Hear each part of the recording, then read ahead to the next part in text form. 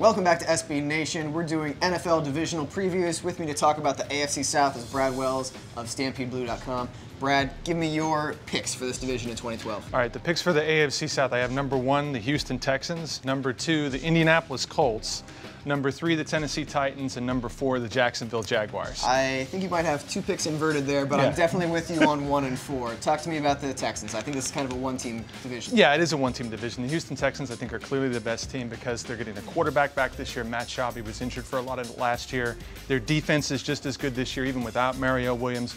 Wade Phillips is still their defensive coordinator. They should win 10 games in this division easily. I agree. That's they're tough, and I've got them coming out of the AFC South getting a home playoff game. Yeah.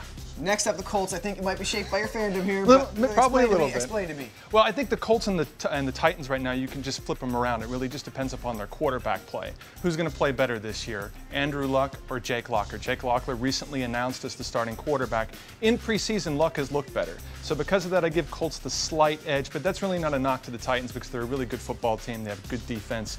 I just think the Colts have been making moves to get better in their division, and they've gone up to number 2. They kind of ignored defense in the draft. I don't think Vontae Davis is enough to make that awful defense make them number 2 team. Yeah. But let's move on. Let's talk about the next team. Who's your number 3? Number 3 team is the Tennessee Titans, and I like the Titans a lot. They made good moves in the offseason. I like their coaching staff a lot too.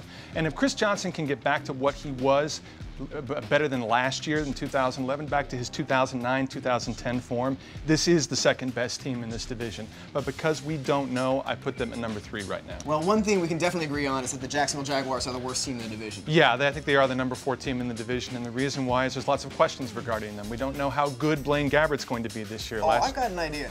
You got a small idea? Yeah. Yeah, I mean, last year he was bad. Let's just be honest. He was a bad quarterback. This year in preseason, he's looked better, but still inconsistent.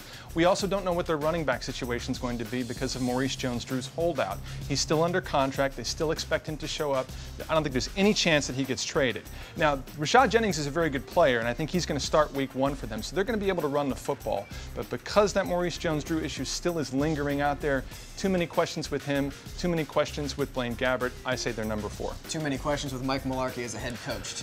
Yeah, most likely. I mean, he's a very good offensive coordinator, great offensive mind, good with young quarterbacks, just a sketchy record as a head coach. All right, what do you think? Are we totally crazy? Does Brad like the Colts too much? Let us know in the comments. For more on the NFL, subscribe to SB Nation. We'll see you soon.